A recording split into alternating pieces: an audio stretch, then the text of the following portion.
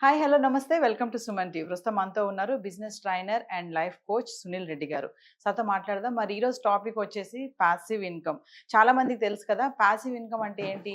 మరి మనకి ఏ పని చేయకుండా వచ్చే పైసలు, అంతే కదా? అలా అని చెప్పి ఏ పని చేయకుండా డబ్బులు వచ్చేస్తే ప్యాసివ్ ఇన్కమ్ అనుకుంటున్నారు. అలా అని ఫిక్స్ అయిపోకండి. మనం కష్టపడకుండా డబ్బులు రావడం అనేది కాదు. మనకి యాక్టివ్ ఇన్కమ్ అనేది మంచిగా ఉండి దాన్ని సంపాదించి ఒక మార్గం, ఒక వేలో ఉంటే అప్పుడు ప్యాసివ్ ఇన్కమ్‌ని మనము అనుభవించే ఒక ఛాన్స్ అయితే ఉంటుంది. అసలు ప్యాసివ్ ఇన్కమ్ ఏంటి? యాక్టివ్ ఇన్కమ్ ఏంటి? అసలు ఇవన్నీ ఏంటి అసల? వీటి గురించి చాలా డౌట్స్ అయితే ఉన్నాయి కదా! మరి వీటి గురించి రిలేటెడ్ గాతో మాట్లాడదాము. అవేంటో తెలుసుకుందాం. నమస్తే సార్. నమస్కారం అండి. Sir, passive income. యెస్. అసలు ఈ పాసివ్ ఇన్కమ్ అంటే యాక్టివ్ ఇన్కమ్ ఇవన్నీ ఏంటి సార్ అసల? రైట్. చాలా మంచి క్వెషన్ మీరు అడిగారు ఇవాళ. Passive income and active income. అసలు పాసివ్ ఇన్కమ్ ఎలా జనరేట్ అవుతది? అసలు పాసివ్ ఇన్కమ్ రావాలంటే వాట్ వి డు? యెస్. అసలు మనం ఏం చేయాలి పాసివ్ ఇన్కమ్ రావాలంటే? ఇందాక మీరు అన్నారు స్టార్టింగ్ ఇంట్రడక్షన్‌లోనే ఊరికే రాదు అని చెప్పేసి. నిజంగా పాసివ్ ఇన్కమ్ ఎవరికీ ఊరికే రాదు. పాసివ్ ఇన్కమ్ ఎవరికి వస్తది అంటే జాబ్ చేసే వాళ్ళకి పాసివ్ ఇన్కమ్ ఎప్పటికీ రాదు. వాళ్ళు పాసివ్ ఇన్కమ్ గురించి మర్చిపోవాల్సిందే. సార్ అంటే మా పరిస్థితి ఏంటి సార్ అని అడగొచ్చు. ఖచ్చితంగా. ఎగ్జాక్ట్‌లీ. పాసివ్ ఇన్కమ్ రావాలి అంటే జాబ్ చేసే పర్సన్ సెకండ్ ఇన్కమ్ సోర్సెస్‌ని క్రియేట్ చేయాలి. యెస్. అది ఎలానో మనం చెప్దాం. ఇప్పుడు పాసివ్ ఇన్కమ్ అంటే ఏంటంటే మన ప్రమేయం లేకుండా ఒక ప్లేస్‌లో వర్క్ జరగాలి. అక్కడి నుంచి జరిగిన వర్క్‌లోంచి రెవెన్యూ జనరేట్ అయ్యి మన పాకెట్‌లోకి రావాలి. రావాలి. That is called passive income. Yes. So దీనికి ఎగ్జాంపుల్స్ కొన్ని మాట్లాడుకుందాం. ఇప్పుడు మన పేరెంట్స్ గురించి తీసుకుందాం. ఇప్పుడు పేరెంట్స్ ఎందుకు వచ్చారు సార్ మధ్యలో అంటే వాళ్ళే ఇంపార్టెంట్ ఇక్కడ. ఇంపార్టెంట్. ఎందుకంటే ఇప్పుడు మా నాన్నగారు, మా మదరు, మా తాతయ్యో, మా నానమ్మ అనుకుందాం. వాళ్ళు ఎప్పట్లో వాళ్ళప్పుడే ఏదైనా ఒక 4, 5 బిల్డింగ్స్ కట్టేసి వదిలేసారు అనుకుందాం. 4, 5 బిల్డింగ్స్ కట్టేసి వదిలేసారు. అవి నాకే వచ్చేసాయి. ఒక 5 ఫ్లాట్స్ నాకొచ్చాయి అనుకుందాం. ఇప్పుడు నేను ఆల్రెడీ జాబే చేస్తున్నా. ఒక 1,00,000 సాలరీ నాకొస్తుంది. కానీ నాకు పాసివ్ ఇన్కమ్ ఎట్ల నుంచి వస్తుందంటే ఇప్పుడు మా నానమ్మ ఎప్పుడో కట్టించినటువంటి ఒక 5 ఫ్లాట్స్ నుంచి అక్కడి నుంచి ఎవ్రీ మంత్ రెంటల్ వస్తుంది చూడండి. యెస్. అది నాకు ఒక పాసివ్ ఇన్కమ్ లాగా ఒక్కొక్క ఫ్లాట్ నుంచి 20,000 అంటే 1,00,000 పాసివ్ ఇన్కమ్ అది నా అకౌంట్‌లోకి వస్తా ఉంది. అర్థమైందండి? That is called passive passive income. Income. అంటే మీ నానమ్మ కట్టించి వచ్చింది కూడా అంటే ఏంటంటే మనం ప్రమేయం లేకుండా వస్తున్న ఆటోమేటిక్ రెవెన్యూ కదా! యెస్. దాన్ని కూడా మనం పాసివ్ ఇన్కమ్ తీసుకోవచ్చు. ఇంకొకటి ఉంటది. పాసివ్ ఇన్కమ్‌లో డిఫరెన్స్ ఆఫ్ పాసివ్ ఇన్కమ్స్ ఎక్కువుంటాయి. ఇప్పుడు అలాగే చాలామంది నెట్వర్క్ మార్కెటింగ్ గురించి మాట్లాడుతా ఉంటారు. నెట్వర్క్ మార్కెటింగ్ వాళ్ళు ఈ వీడియో చూస్తున్నట్లయితే 100% ఇది మీరు చేస్తున్న నెట్వర్క్ మార్కెటింగా లేకపోతే సేమ్ సిస్టమ్ మీరు తెలుసుకోండి. నెట్వర్క్ మార్కెటింగ్‌లో కూడా పాసివ్ ఇన్కమ్ ఉంటది. అసలు నెట్వర్క్ మార్కెటింగ్ అంటే ఏంటంటే, ఇప్పుడు సునీల్ రెడ్డి అని నేను ఏపీ అండ్ తెలంగాణ బిజినెస్ చేస్తా. కానీ ప్రెజెంట్ ఈరోజు హైదరాబాద్‌లో ఉన్న మీ స్టూడియోలో కూర్చున్నా.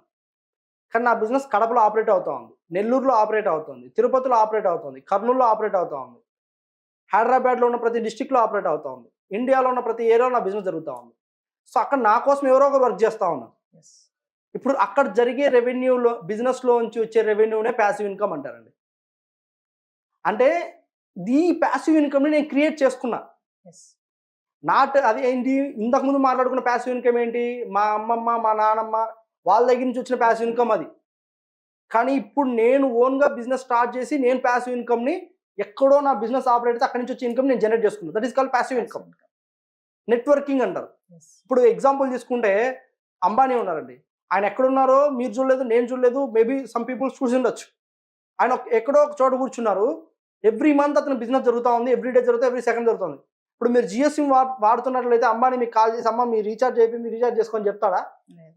చెప్పలేదు కదండీ. ఎప్పుడు చెప్పారా? కానీ మనం రీచార్జ్ చేస్తున్నాం. చేస్తాం. అంటే ఏంటి ఆటోమేటిక్ అయిపోయింది. యెస్. సో, మన ప్రమేయం అయితే అంబానీ ప్రమేయం లేకుండా, ఆయన ప్రమేయం లేకుండా ఆయన బిజినెస్ జరుగుతూ ఆయనకొచ్చే రెవెన్యూనే పాసివ్ ఇన్కమ్ అంటారండి. యెస్. అంటే ఇప్పుడు ఒక పర్సన్ ఇన్వాల్వ్‌మెంట్ ఉండకూడదు. అంటే ఎప్పుడు ఇన్వాల్వ్‌మెంట్ ఉండాలి సమ్ టైమ్ వరకు. Automatic revenue generator that is called passive income. Active income అంటే ఏంటంటే, ఇప్పుడు మీరు కంపెనీలో జాబ్ చేస్తున్నారు. ఇప్పుడు అమెరికా, తర్వాత ఆస్ట్రేలియా ఇలాంటి బయట కంట్రీస్‌లో ఎలా ఉంటదంటే, ఇన్కమ్స్ ఎలా ఉంటాయంటే పర్ అవర్‌కి ఇన్కమ్ ఇస్తారండి. హ్మ్. మన ఇండియాలో మన మంత్లీ సాలరీ ఉంటది. కానీ బయట కంట్రీస్‌లో ఇక్కడి నుంచి మన ఇండియా నుంచి ఎళ్ళిన స్టూడెంట్స్ చాలామంది యెస్. మాస్టర్స్ చేయాలని ఎళ్ళిన స్టూడెంట్స్ అందరూ అక్కడ ఏం చేస్తారంటే పార్ట్ టైమ్ జాబ్ చేస్తారు. అవును. వాళ్ళు పార్ట్ టైమ్ జాబ్ ఎలా ఉంటదంటే పర్ అవర్‌కి వాళ్ళకి ఇంత పేమెంట్ అనేది ఉంటది. సూపర్ మార్కెట్స్ అనో లేకపోతే ఇంకో వాటిలో ఇన్ని అవర్స్ డ్యూటీలు చేసుకొని ఇంత పర్ అవర్‌కి 2000 మన కరెన్సీ ప్రకారం తీసుకుంటే రూ. 1000 100, 200 అట్లా ఉంటది. సో, దాన్నేమంటామంటే యాక్టివ్ ఇన్కమ్ అంటాం. ఇప్పుడు మన జాబ్లో మంత్లీ మనకు శాలరీ వచ్చింది కూడా యాక్టివ్ ఇన్కమ్. అంటే మనము 2 days లీవ్ పెట్టామనుకోండి, ఆ 2 days శాలరీ అనేది ఏమవుతుంది, కట్ అవుతుంది. సో దాన్ని ఏమంటాం మనము, active income. Active income was passive income కి డిఫరెన్షియేషన్ ఏంటంటే, మనము కంప్లీట్ మన ప్రమేయం ఉండాలి అంటేనే అది యాక్టివ్, మన ప్రమేయం లేకపోతే ప్యాసివ్ ఇన్కమ్. ఈ ప్యాసివ్ ఇన్కమ్ ని కూడా జనరేట్ చేయడానికి నెంబర్ ఆఫ్ ప్లాట్ఫామ్స్ ఉన్నాయండి. ఇప్పుడు మీరు ఆన్లైన్లో మీ దగ్గర డబ్బులు ఉంది, 1 lakh, ఆల్రెడీ మనం ప్రీవియస్ ఎపిసోడ్లో ఒక శారీస్ బిజినెస్ గురించి మాట్లాడాం.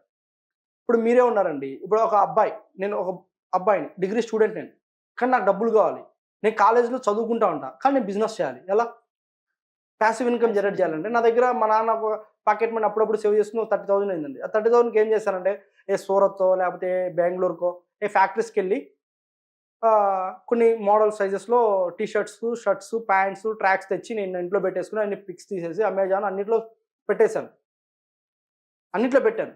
ఒక అబ్బాయిని పెట్టుకున్నాను నేను, వాడికి మంత్లీ ఇంత శాలరీ ఇస్తాను, ఆ సేల్ జరుగుతుంది, ఒక శాలరీ ఇస్తున్నాను, అక్కడి నుంచి నాకు రెవెన్యూ వస్తాను. That is called passive income.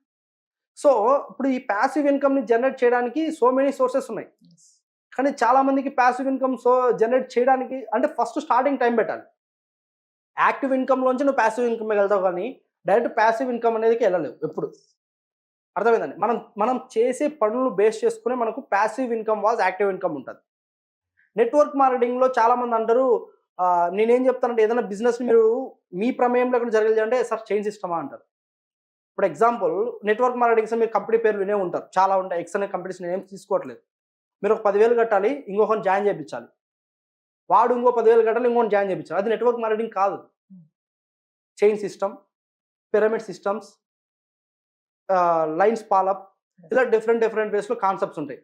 వీటన్నిటిని ఏం చేయాలంటే, అవి నెట్వర్క్ మార్కెటింగ్ కాదు, అవి ఫేక్ అని అర్థం. మీరు అటువంటి వాటిలో ఉంటాయి. What is real network marketing అంటే, మీరు బిజినెస్ చేస్తుండాలి, మీ కింద మీరు అన్లిమిటెడ్ టీమ్ రిక్రూట్ చేసుకోగలగాలి, అన్లిమిటెడ్ ఎంప్లాయీస్ని పెట్టుకోగలగాలి, వాళ్ళ నుంచి అన్లిమిటెడ్ వాళ్ళు కూడా రిక్రూట్ చేసుకుని వాళ్ళు బిజినెస్ జనరేట్ చేయగలగాలి. అక్కడి నుంచి వచ్చే రెవెన్యూనే ప్యాసివ్ ఇన్కమ్ అంటారు. అదే రియల్ నెట్వర్క్ మార్కెటింగ్. చాలా మందికి తెలియదు. అసలు రాబోయే రోజుల్లో నెట్వర్క్ మార్కెటింగ్ అనేది ఒక టెమెండరస్ ఇండస్ట్రీ అండి. ఇప్పుడు ఎగ్జాంపుల్, మనకు తెలియకుండానే ఒక కంపెనీ బిజినెస్ స్టార్ట్ చేసి నెట్వర్క్ మార్కెటింగ్ అది. ఇప్పుడు మన సుమన్ టీవీ గురించి మనం మాట్లాడదాం. Suman TV present not only in Hyderabad, established in India. అంటే కంప్లీటెడ్గా ఇండియా మొత్తము సుమన్ టీవీ నెట్వర్క్ అనేది ఉంది. దీన్ని నెట్వర్క్ మార్కెటింగ్ అంటారండి. అర్థమైందా? సుమన్ గారు వెళ్ళి రెగ్యులర్గా అక్కడ చేయట్లేదు, ఒక్కో ప్లేస్లో ఉండట్లేదు కదా. That is called network marketing. Network మార్కెటింగ్ని మనం క్రియేట్ చేయాలి అంటే విన్ విన్ సిస్టమ్ ఫార్ములా అనేది నెట్వర్క్ మార్కెటింగ్లో ఉంటుంది. చాలామంది స్కీమ్స్, స్కామ్స్, ఏదో బ్లేజర్ కొను. ఇప్పుడు ఎగ్జాంపుల్ ఒక మాట చెప్తానండి, ఏదో ఒక కంపెనీ ఉంది, ఎక్స్ అనే పేరు నేను తీసుకోను, మనం ట్రైనింగ్స్ ఇస్తూ ఉంటాం నెట్వర్క్ మార్కెటింగ్ కూడా. ఇప్పుడు దాంట్లో ఎవడైనా జాయిన్ వచ్చా ఉంటాడు, వాడు ఏం చేస్తాడంటే బ్లేజర్లు ఇస్తాడు, వాడు డబ్బు కట్టిన దానికి. దాంట్లో ఏ చదువు లేనివాడు రావచ్చు అంటాడు. కూలి పని చేసుకునే వ్యక్తి దాంట్లో జాయిన్ అవచ్చు అంటాడు, వాడు జాయిన్ అవుతాడు. వాడు సూట్ అవసరమా అండి? బేసిక్గా మాట్లాడదాం, అవసరం లేదు. సూట్ అవసరమా? వాడు సూట్ ఇచ్చేస్తాడు. వాడు ఏం చేస్తాడు, నేను సూట్ వేసుకున్నా కదా అని చెప్పేసి ఇంకోటి తెచ్చి వాడు సూట్ కొనిపిస్తాడు. ఇట్లా అవి ఇన్ని ఏంటంటే చైన్ సిస్టమ్స్, పిరమిడ్స్, స్కామ్స్. వీటిని మీరు ఎంకరేజ్ చేయొద్దు. యాజ్ ఎ బిజినెస్ ట్రైనర్ అని ఎందుకు చెప్తున్నా అంటే, చాలామంది ఇట్లా ఇక్కడ డబ్బులు ఎక్కువ ఇన్వెస్ట్మెంట్ చేసి లాస్ అయ్యి మా దగ్గరికి వస్తూ ఉంటారు. డబ్బులు ఎక్కువ ఉన్నప్పుడు ఎక్కడ ఇన్వెస్ట్మెంట్ చేయాలా? ఒక మెంటర్ని మీ లైఫ్లో ఎంచుకోండి. ఒక బిజినెస్ ట్రైనరా, లేకపోతే మీకు గైడ్ ఇచ్చే పర్సన్, ఎక్స్పీరియన్స్ ఉన్న పర్సన్ తీసుకోండి. అన్ఎక్స్పీరియన్స్ పర్సన్ తీసుకున్నామంటే మీ లైఫ్లో మీరు ఎంత ముందుకు వెళ్ళాలని ప్రయత్నం చేసినా కూడా అక్కడ మీరు ఫెయిల్ అవుతారు. ఫైనల్గా క్వశ్చన్ చెప్పండి సునీల్ గారు. ఇప్పుడు బిజినెస్ చేయాలి అనుకునే మనిషికి, ఆ వ్యక్తికి ఉండాల్సిన క్వాలిటీస్ ఏంటంటారు అసలు? అంటే ఆయన మైండ్ సెట్ ఎలా ఉండాలంటారు? మీరు చాలా మంది ట్రైనింగ్ ఎగ్జాక్ట్లీ. బిజినెస్ ఓనర్కి ఉండాల్సిన ఫస్ట్ మైండ్ సెట్ లర్నింగ్ ఉండాలండి.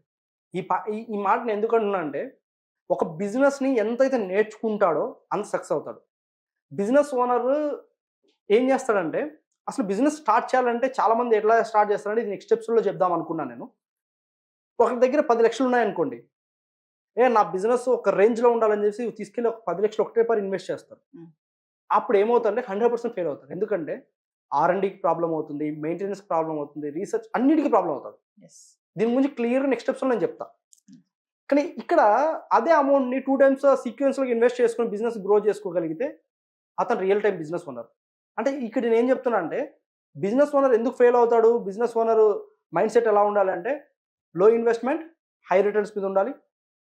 Learning is always important. Yes business owners ఉండాల్సిన లక్షణం ఫస్ట్ ఇది. Yes then next business start చేయాలి. Thank you sir. Thank you.